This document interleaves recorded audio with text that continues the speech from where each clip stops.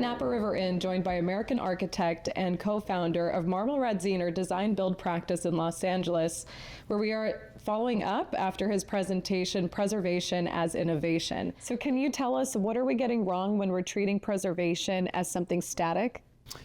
Thank you for inviting me. I'm really happy to be here. I think that we are trying to discuss the idea that preservation needs to expand its perspective to understand the impacts of things like climate change and the national housing crisis. We need to loosen some of our perspective and allow more adaptability and change within the historic context. In one sentence, what should we preserve and why now? Wow. In one sentence, I would say we should preserve the cultural monuments that define where we've come from and fight to allow those structures to adapt. So I'm not suggesting by preserve them, that means freeze them in time. I'm saying invest appropriately to protect them and change them in such a way that they remain useful and viable to the community. In places that are facing climate issues or scarce housing, preservation can be seen as an obstacle. So how can we rethink preservation so that it's not being treated as preservation versus housing? It's a great question. I think fundamentally we need to prioritize historic buildings, and there are some that are truly important to a community.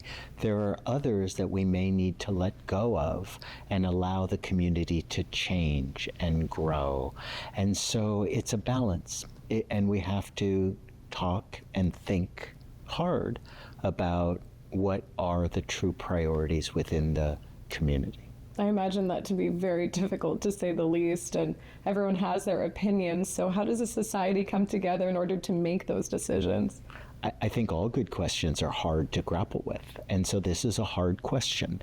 How do we really understand and put into practice a response to the housing crisis while still respecting and preserving the structures that define who we are, that help us understand where we came from and how we define culture in today's context. And you've actually said that preserving a building is a sustainable act in and of itself. We know that the most sustainable approach to development is to reuse existing buildings, historic or non-historic. So reuse is inherently sustainable. So if we can reuse more buildings, we're overall using less energy to produce functional space. And so we would argue that preservation is an act of sustainability, but we have to remain flexible and open to change.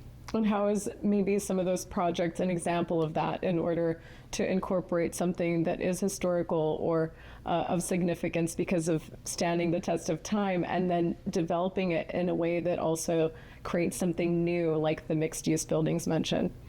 I think that in the context of climate change, we're seeing a greater impact of natural disaster. So I think it behooves us to harden our historic buildings. So we may need to think about adding additional insulation to modern structures. We need to look at vents. We need to look at window systems, maybe go to dual pane glazing systems where they were originally historically single glazed. I think we need to think about how we protect our buildings. Earthquakes, for example, we're going to have to intrude into original historic fabric to strengthen our buildings, to make them more resilient to the next earthquake. Hurricanes, same thing. We're seeing in Gulf regions terrible impacts from hurricanes. And so there are things that we can responsibly do to historic structures to make them more resilient.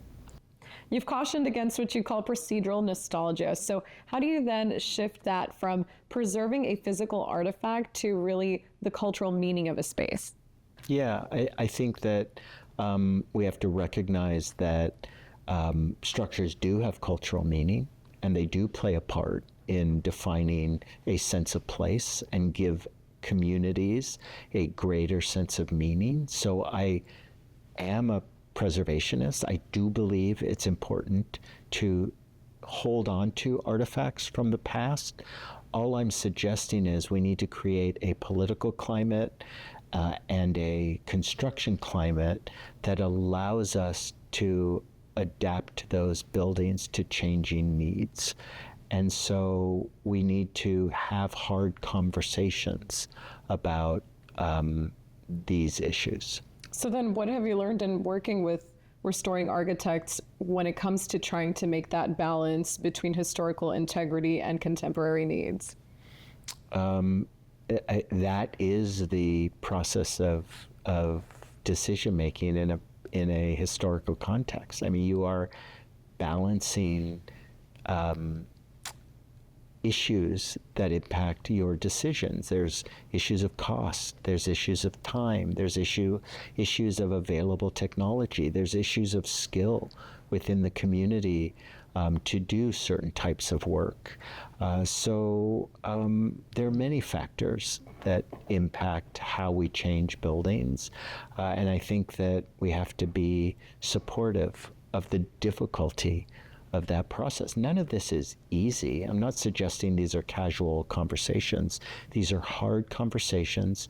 These are issues that should be discussed within the public arena. It's just the public arena needs to lose some of its critical, judgmental perspective toward developers or homeowners that are simply trying to create opportunities for people to live and work that's efficient and affordable. Is there an example that comes to mind of a project or a city or a place that's getting it right? Oh, I think there are many projects. We were involved in the Century Plaza Hotel in Los Angeles. The developer initially wanted to tear down the building. That was not a good outcome. So we had the opportunity to work with that developer to look at options to losing the historic building. And in order to preserve their program and get all the program they needed to make it economically viable, because you have to do that, we were also able to adapt the building in such a way that we were able to save it. So we converted a hotel that was over 700 keys down to a smaller, more boutique hotel and greatly reduced the number of keys. In trade-off, we created condominiums in the upper floor. So we changed the hotel function, we changed the internal dynamics of the building in order to preserve it. If we hadn't made changes, the developer would have had to tear the structure down. So the building exists, it's still there with some accommodation. And so after this discussion here at Napa today, I know that there was a question that came from a homeowner here in Napa of a very old building, to say the least. So what is it like when approaching a steward of a home and the challenges that they have because of how expensive it is in order to preserve the place in which they live, but then balancing the responsibility they might have to the community like Napa? What were your thoughts when you heard that question about this town? Yeah, no, it's a very good question, and Napa is not alone in this struggle. The issue of construction cost is a struggle nationwide, and every jurisdiction, every city, every county has their own political morass, and they have their own jurisdictional kind of complexity. We have become too complex. It is too difficult to make decisions and move projects forward.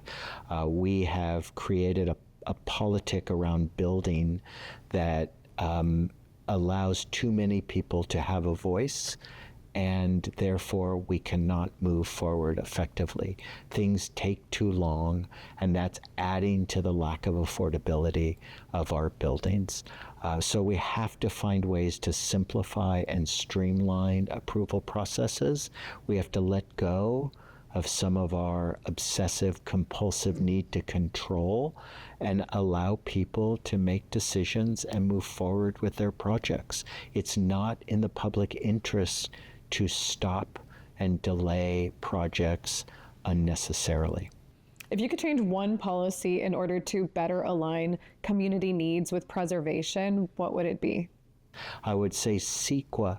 I would strip CEQA of its power. CEQA is being misused today by preservationists, by environmentalists to stop projects that should be moving forward. CEQA is no longer about environmental protection, which was its original mandate for public buildings. It's now being applied to private structures and private development and used not as a way to make things more environmentally responsive, but instead to simply stop projects because communities see change as negative. And when communities see change as negative, they are hurting their own future. So I would strip CEQA of much of its power. For architects and planners, what is one mindset shift that is most urgent in order to have preservation stay relevant? Keep the conversation positive and supportive. Educate and help people understand why we believe preservation is a responsible way of addressing historic buildings and that we can both save and preserve history and integrate new uses, accommodate new perspectives on living styles.